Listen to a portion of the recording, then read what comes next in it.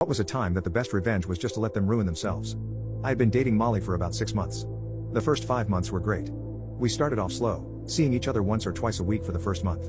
I realized I really liked this girl after our 4th date. She came back to my place that night and magic happened. After that, we started talking every day and I basically had zero desire to talk to any other woman. I deleted my dating apps, and cut contact with this other girl I had seen a couple of times right before I met Molly.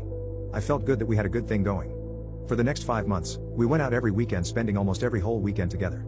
So one night after a night out having food and seeing a comedy show, she's just in an awful mood. There were about 6 comedians performing one after the other. This first dude came up and had that whole beaches ain't shit blah blah blah don't ever settle act.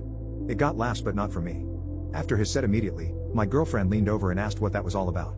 I just shrugged and said he thinks negatively of women. It's a comedy show, so take it with a grain of salt.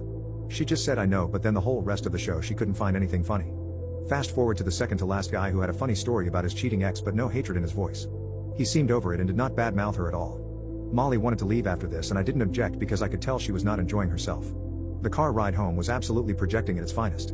For 15 minutes I was hit with accusations of finding misogyny to be okay and that I'm probably cheating on her because all men do it. While I was driving I literally unlocked my phone telling her to look through my texts. Wasn't enough. I dropped her off and she said we're finished and that she had never seen this side of me before. I sat there shocked and at a loss for words. She got out and didn't turn back, just walked into her house. Not gonna lie. I cried on the drive home once I was out of her presence. It was that helpless feeling of thinking you did everything right but realizing it's not gonna work. A month passes by and I sort of am over it. I had reached out once being ignored and then the feelings dissipated gradually with no contact between us. Hindsight really is a beach. Why didn't I see through the BS sooner? Fast forward to a Friday night where I'm just hanging with a couple of buddies. I get a call from an unknown number. I ignore it. 5 minutes later a text, "Hey man, I think you and I should talk.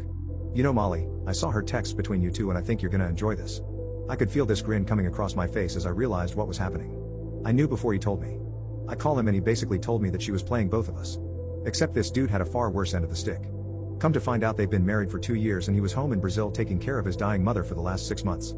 He reassured me he was not mad at me and that he knew I was a good guy. I just felt bad for the guy at this point.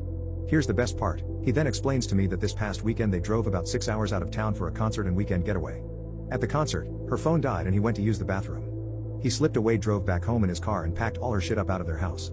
He then drove another 90 minutes to her parents' house explaining the whole situation and dropped all her shit off there. He blocked her number after she demanded he pay for her flight home. What a guy to reach out to me and share his delicious shenanigans.